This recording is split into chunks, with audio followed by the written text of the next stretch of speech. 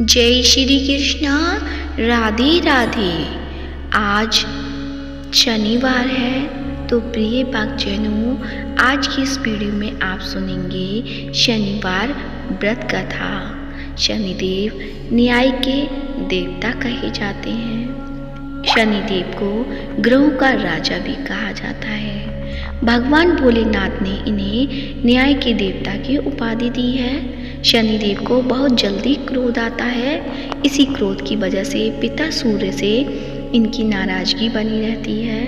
इनके क्रोध से सभी बचने की कोशिश करते हैं, वरना व्यक्ति पर मुसीबतों का पहाड़ टूट पड़ता है। इसलिए इन्हें प्रसन्न करने के लिए शनिवार व्रत रखा जाता है।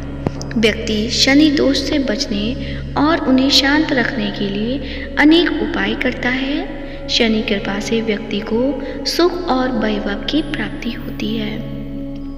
जो लोग शनिवार का व्रत करते हैं उनको पूजा के समय शनिवार व्रत कथा का श्रवण अवश्य करना चाहिए। तो आइए सुनते हैं शनिदेव व्रत कथा। व्रत कथा सुनने से पहले आप सभी से मेरा यह अनुरोध है, यदि अभी तक मायरा बॉयज़ चैनल को सब्सक्राइब नहीं किया है तो अभी सब्सक्राइब करें और कमेंट बॉक्स में शनिदेव भगवान की जय हो या भोलेनाथ बाबा की जय हो अवश्य लिखें। अब सुनिए कथा। एक बार सभी 9 ग्रहों सूर्य, चंद्र, मंगल, बुध, बृहस्पति, शुक्र, शनि, राहु और केतु में बहस हो गई, कौन सबसे बड़ा है। आपस में लड़ने के बाद सदैव देवराज इंद्र के पास पहुंच गए। इंद्र असमंजस की स्थिति में निर्णय नहीं दे पाए, परंतु उन्होंने सभी ग्रहों को सुझाव दिया कि पृथ्वी पर राजा विक्रमादित्य ही इसका फैसला कर सकते हैं, क्योंकि वो बहुत ही न्यायप्रिय राजा हैं। सभी पृथ्वी पर राजा विक्रमादित्य के पास गए और अपने आने का कारण बताया।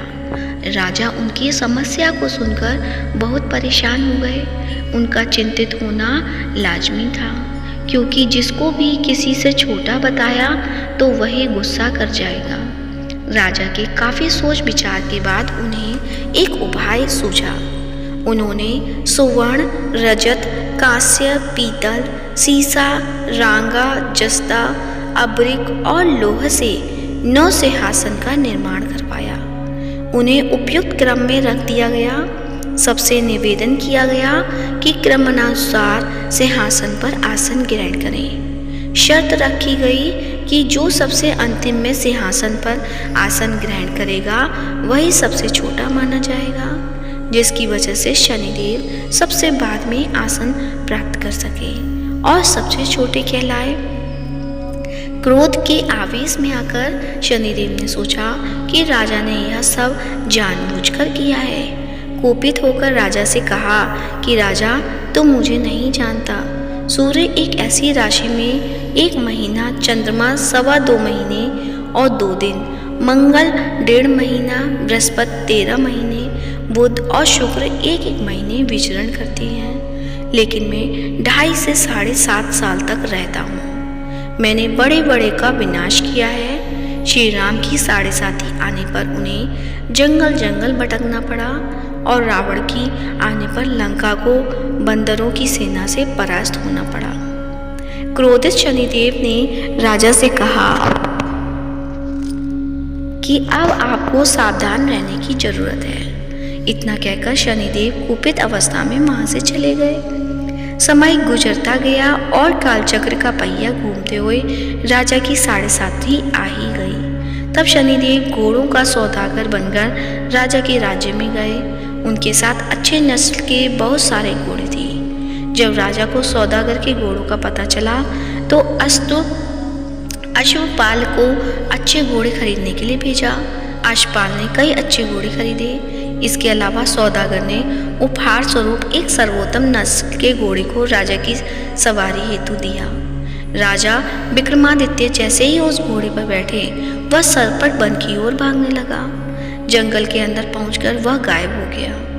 भूखा प्यासा की स्थिति में राजा जंगल में भटकते रहे। अचानक उन्हें एक ग्वाला दिखाई दिया जिसने राजा की प्यास बुझाई। राजा ने प्रसन्नता में उसे अपनी अंगूठी देकर नगर की तरफ चले गए। वहाँ एक सेठ की दुकान पर पहुंचकर उन्होंने जल पिया और अपना नाम बीका बताया। भाग्यवश उस दिन सेठ की खूब आमदनी हुई। सेठ खुश होकर उन्हें अपने साथ घर ले गया। सेठ के घर में खूंटी पर एक हार टंगा था, जिसको खूंटी निकल रही थी। कुछ ही देर में हार पूरी तरह से गायब हो गया। सेठ वापस आया तो हार गायब था। उसे लगा कि बीका ने ही उसे चुराया है। सेठ ने बीका को कोतवाल से पकड़वा दिया और दंड स्वरूप राजा उसे चोर समझकर हार पैर कटवा दिया। अपंग अवस्था में उसे नगर के बाहर फेंक दिया गया। तभी वहाँ से एक तेली निकल रहा था, जिसको बीका पर दया आ गई। उसने बीका को अपनी गाड़ी में बैठा लिया। बीका अपनी जीभ से बैलों को हाँकने लगा। कुछ समय पश्चात राजा की शनि दशा समाप्त हो गई। वर्षा काल आने पर बीका मल्हार गाने लगा। एक नगर की राजकुमारी मन भावनी ने मल्हार सुनकर मन ही मन प्रण कर लिया कि जो भी इस राग को गा रहा है वो उसी से विवाह करेगी। उन्होंने दासियों को खोजने के लिए भेजा, परंतु वापस आकर उन सभी ने बताया कि वह एक अपंग आदमी है। राजकुमारी यह जानकर भी नहीं मानी और अगले दिन ही वह अनशन पर बैठ गई। जब लाख समझाने पर राजकुमारी नहीं मानी, तब राजा ने उस तेली को बुलवा भेजा और बीका से विवाह की तैयारी करने के लिए कहा। बीका से राजकुमारी का विवाह हो गया। एक दिन बीका के स्वप्न में शनिदेव ने आकर कहा कि देखा राजन, तुमने मुझे छोटा बताकर कितना दुख झेला है। राजा ने क्षमा मांगते हुए हाथ जोड़कर कहा कि हे शनिदेव, जैसा दुख मुझे दिया है किसी और को ऐसा दुख मत देना। शनिदेव इस विनती को मान गए और कहा कि मेरे व्रत और कथा से तुम्हारे सारे कष्ट दूर हो जाएंगे। जो भी नित्य मेरा ध्यान करेगा और चींटियों को आटा डालेगा, उसकी सारी मनोकामना पूर्ण हो जाएगी। शनिदेव ने राजा को हाथ पैर भी वापस दिए। दूसरे दिन जब सुबह राजकुमारी की आँख खुली तो वह आश्चर्यचकित हो गई।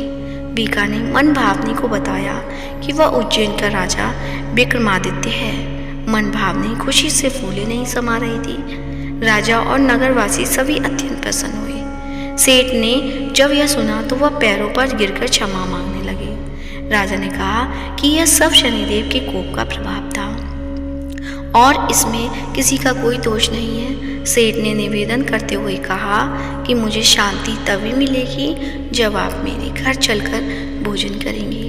सेठ ने कई प्रकार के व्यंजनों से राजा का सत्कार किया। जब राजा भोजन कर रहे थे तभी जो बूटी पर हार निकल गई थी वही अब उसे उगल रही थी। सेठ ने अनेक मोहरे देकर राजा का धन्यवाद किया और अपनी कन्या श्री कौरी से पाणी ग्रहण का निवेदन किया। राजा ने सहज स्वीकार कर लिया।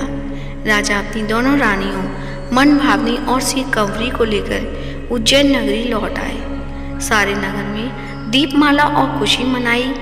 राजा ने घोषणा करते हुए कहा कि मैंने शनिदेव को सबसे छोटा बताया था, लेकिन असल में वही सर्वोपरि है। तब से सारे राज्य में शनिदेव की पूजा और कथा नियमित होने लगी। सारी प्रजा के बीच खुशी और आनंद का वातावरण बन गया। शनिदेव के व्रत की कथा जो भी सुनता या पढ़ता है या सुनाता है उसके सारे दुख दूर हो जाते हैं। तो प्रेम से बोलिए शनि महाराज की जय हो। तो प्रिय भक्तजनों, आज की कथा कैसी लगी कमेंट बॉक्स में अवश्य बताएं और कमेंट बॉक्स में शनि महाराज की जय हो अवश्य लिखें। साथ ही इस वीडियो को ज़्यादा से ज़्यादा लाइक करें, शेयर करें और चैनल को सब्सक्राइब करें। शनिदेव भगवान की कृपा आप सभी पर सदैव बनी रहे। धन्यवाद।